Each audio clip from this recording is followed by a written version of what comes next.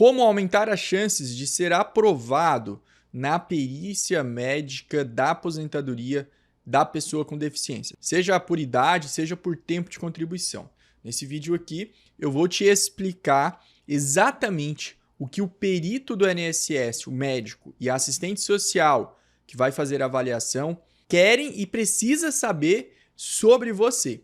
Assim, se você souber tudo o que eles precisam saber, você vai saber responder as perguntas que provavelmente ele vai fazer. Não, isso aqui não é um vídeo que vai te ensinar jeitinhos de trapacear na perícia. Aqui a coisa é séria e a gente não trabalha com jeitinhos de burlar o sistema. Aqui a gente trabalha de acordo com a lei e de acordo com aquilo que é correto. Então, se é essa a sua intenção, vem comigo que eu garanto que você vai gostar desse vídeo. Eu sou o Wilker Gustavo, sou advogado especialista em INSS e o meu escritório se chama Almeida Marques Advogados. Vem comigo para o vídeo. Você vai passar por duas perícias, duas avaliações, médico e assistente social. Normalmente a perícia médica é primeiro, mas em algumas agências isso muda, mas não faz diferença. Tanto o médico como o assistente social precisam responder um formulário e esse formulário tem diversas perguntas e eu vou mostrar todas elas para você aqui. Tudo bem? A aposentadoria da pessoa com deficiência, ela acontece tanto por idade, 55 anos mulher, 60 anos homem, mais 15 anos de contribuição na condição de pessoa com deficiência, essa é a aposentadoria por idade da pessoa com deficiência, como também a tempo de contribuição, que aí depende do grau de deficiência e é irrelevante a idade que você tem. Tem outros vídeos meus aqui no canal onde eu explico exatamente as regras. Nesse vídeo aqui eu vou explicar para quem já entendeu as regras e está se preparando para passar pela perícia. Antes do médico analisar tudo isso aqui que eu vou te passar, ele precisa definir a data do início da sua deficiência. E é por isso que no outro vídeo, onde eu falo sobre a documentação para você provar a deficiência, eu te explico lá quais documentos você pode usar para provar o início da sua deficiência. Você precisa provar nessa perícia 3 coisas.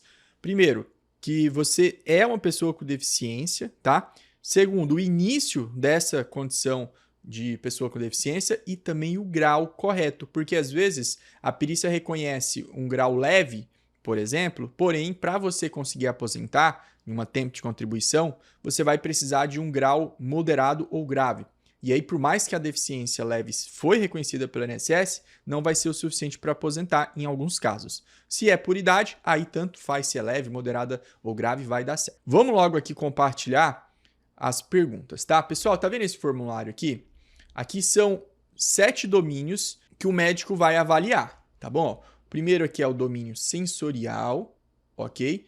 Depois, domínio de comunicação, ok? Terceiro, domínio de mobilidade, tá? Vamos aqui para o quarto domínio, domínio de cuidados pessoais.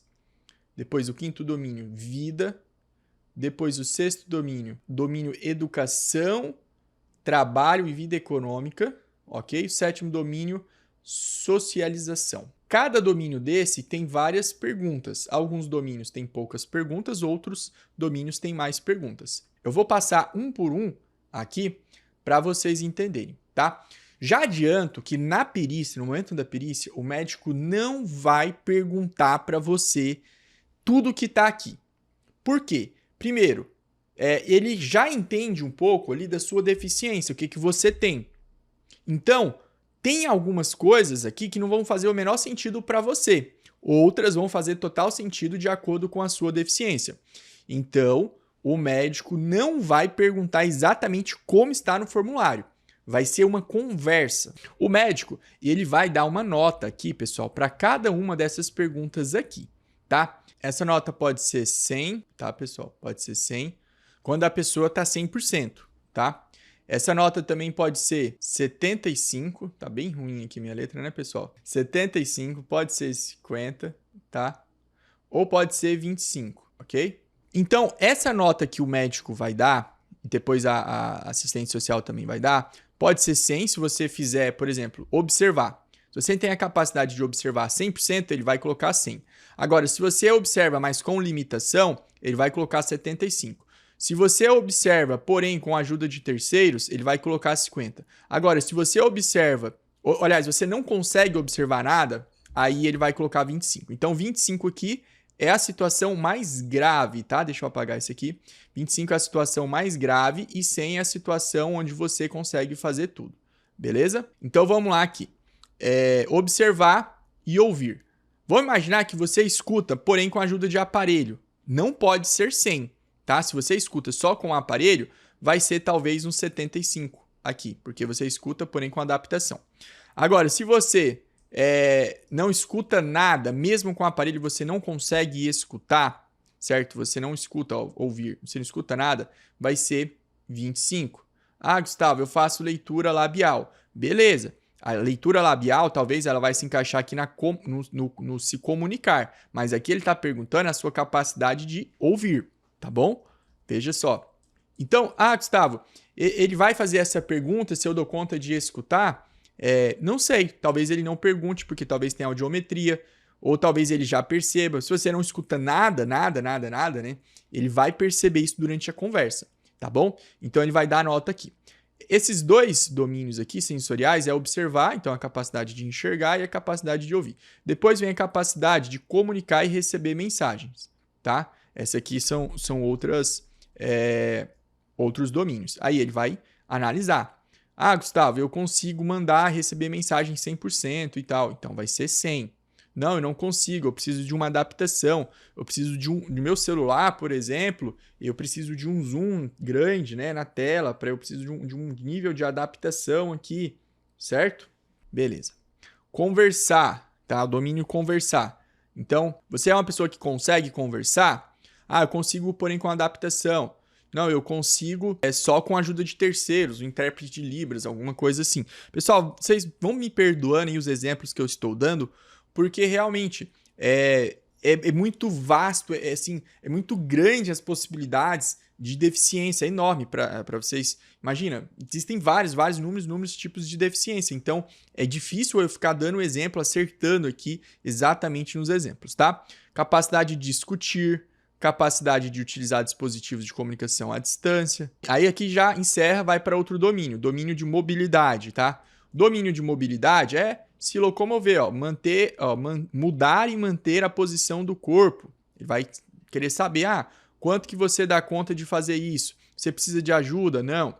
Alcançar e transportar e mover objetos. Veja, se você chega lá com, por exemplo, né, problema de audição, normalmente você não vai ter problema em mudar e manter a posição do corpo, a não ser aí, você que tem problema de audição, está assistindo esse vídeo, me comenta aí, às vezes tem, né, sim, uma dificuldade, e a gente que não tem essa dificuldade de audição, nem consegue imaginar que a audição, por exemplo, atrapalha a atravessar uma rua. Me veio um exemplo aqui agora, vou atravessar a rua. A audição ajuda, não ajuda? Então, vamos lá, pessoal. Até vocês estão assistindo aí, vão comentando as dificuldades que pessoas não sabem, né? As pessoas que não têm a sua deficiência nunca vão saber que você tem essa dificuldade. Alcançar e transportar e mover objetos, movimentos finos da mão. Deslocar-se dentro de casa, né, pessoal? Deslocar-se dentro de casa. Deslocar-se dentro de edifícios que não a própria casa. Então tem uma diferença. Às vezes a sua casa é adaptada, mas quando você vai para um shopping ou para outro lugar que não tem adaptação, você depende, né, dessas adaptações. Deslocar-se fora de sua casa e de outros edifícios. Né? O 3.6 aqui, pessoal. Utilizar transporte coletivo. Utilizar transporte individual como passageiro. Aqui ele encerra o domínio de locomoção e vem aqui para domínio de cuidados pessoais. Olha só, lavar-se, né, pessoal? Então inclui aqui tomar banho, né? Cuidar de partes do corpo. Então, dependendo da situação, você tem uma parte do seu corpo que você não consegue acessar e você não consegue cuidar dela. Regulação de micção aqui, pessoal, a capacidade de urinar. Então, de repente você tem que usar fralda. Regulação da defecação, né? É igual da micção, só que urinar, né, pessoal? E fazer xixi, é isso aqui, ó, micção, né?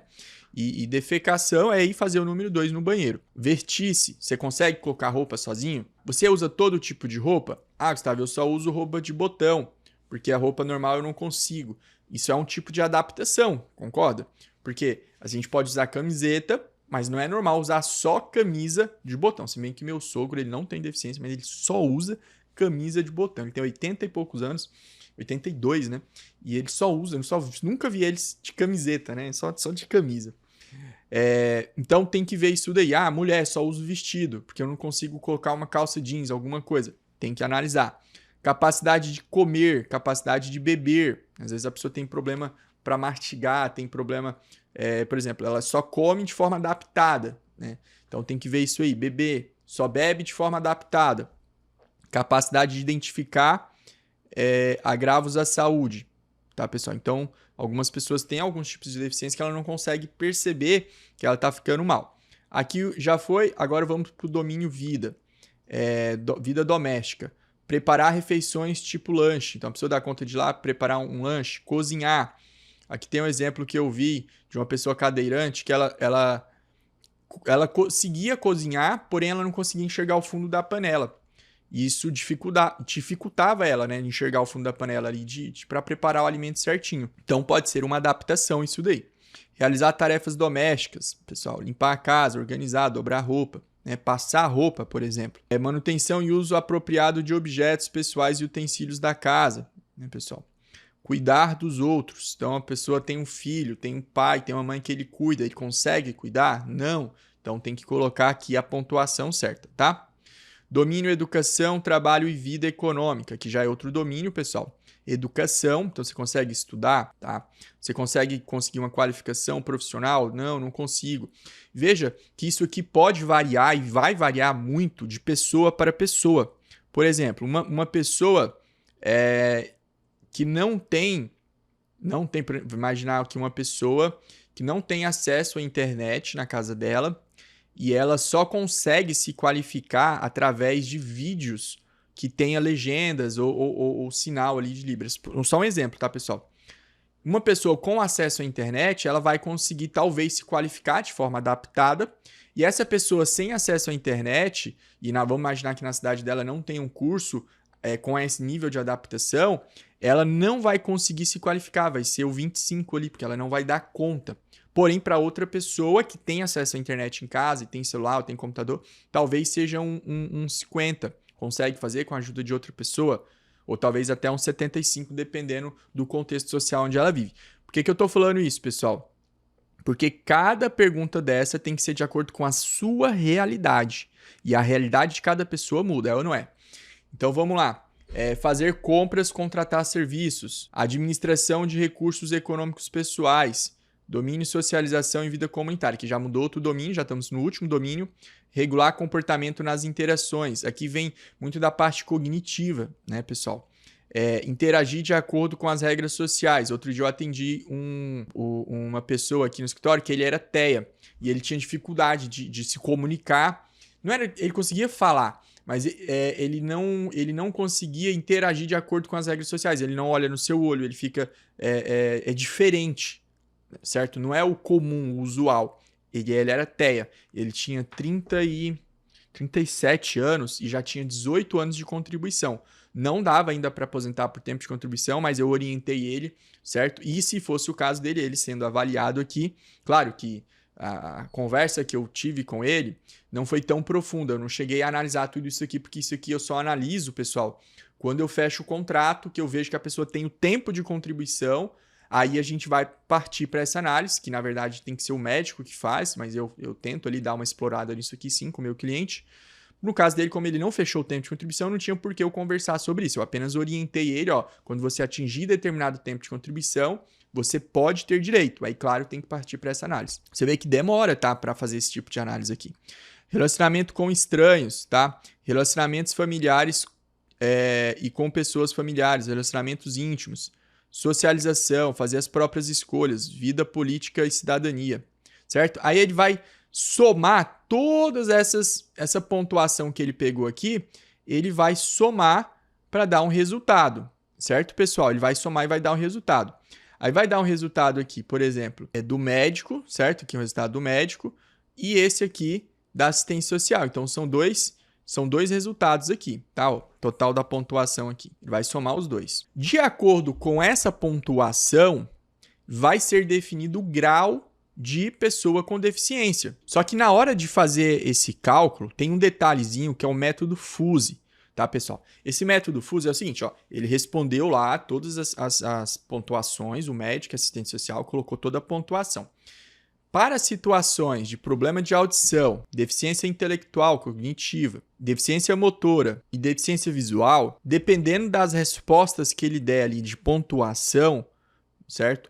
Ele pode ter toda a pontuação do domínio aqui, deixa eu mostrar para vocês, reduzida, tá? Ele pode ter, por exemplo, nós temos aqui no domínio comunicação. Se ele colocar aqui, por exemplo, se ele colocar aqui nesse domínio, se ele colocar aqui, por exemplo, 50, certo? Se ele colocar 50 aqui, em uma dessas aqui, todos os outros vai ter que ser reduzido para 50, mesmo que aqui ele tinha colocado 100.